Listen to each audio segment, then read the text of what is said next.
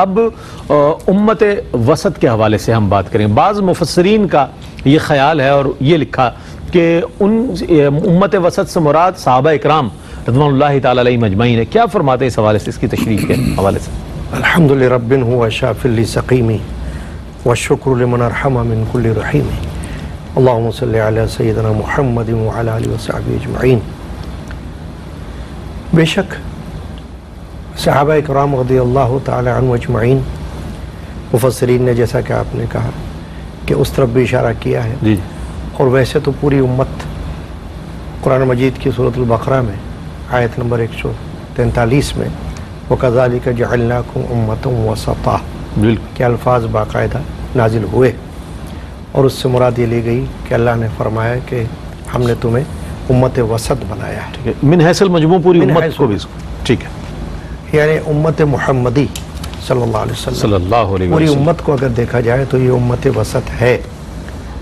اور مگر چونکہ صحابہ کرام رضی اللہ عنہ اجمعین کی طرف جو اشارہ آپ نے کہا تو مفسرین نے اس میں اس لیے یہ بات فرمائی کہ صحابہ کرام رضی اللہ تعالی عنہ اجمعین کو اللہ تبارک و تعالی نے جو شرف عطا فرمایا ہے، جیسا کہ علامہ صاحب نے بہت خوبصورت انداز میں اس کو بیان فرمایا، اس سے یہ معلوم ہوتا ہے کہ جو شرف، جو اعزاز اور جو عزت اللہ تبارک و تعالی نے ان کو عطا فرمایا ہے وہ اپنی مثال آپ ہے. بے شک قرآن مجید میں بعض لوگ کا یہ کہنا ہوتا ہے کہ صاحب ہر بات کو قرآن مجید سے ثابت کرو، تو قرآن مجید کے اندر اللہ تبارک و تعالی نے جگہ جگہ صحابہ کرام رضی اللہ عنہ اجمعین کی صفات کو بیان فرمایا، تو کوئی یہ کہہ نہیں سکتا کہ قرآن سے ثابت نہیں.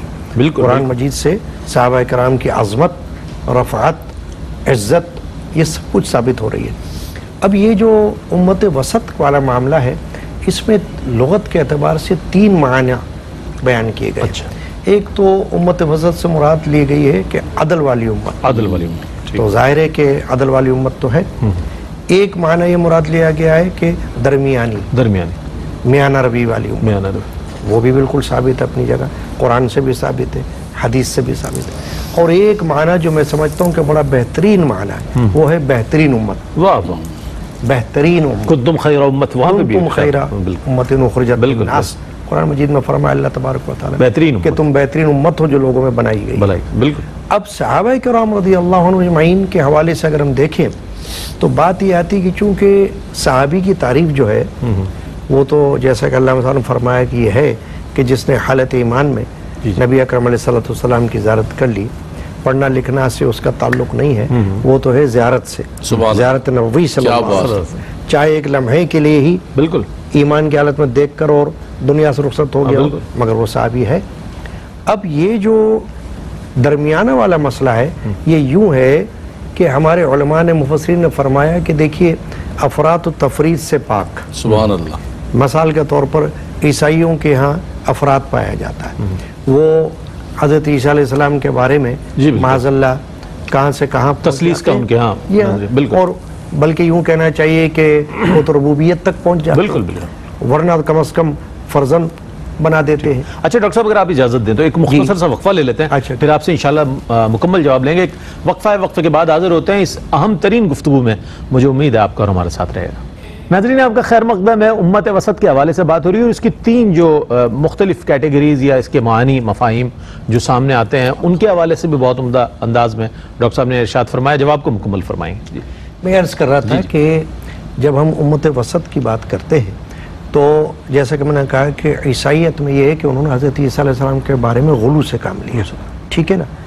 اور پھر یہودیت کی اگر ہم بات کریں تو یہودیوں نے تنقیص اور توہین سے کام لیا معاذ اللہ، اور انبیاء کرام علیہ السلام کی شان میں تنقیص سے کام لیا. عیسیٰ علیہ السلام پھر آپ تو جانتے ہیں کہ یہاں تک کہ ان کے قتل کے در پہ بھی ہو گئے.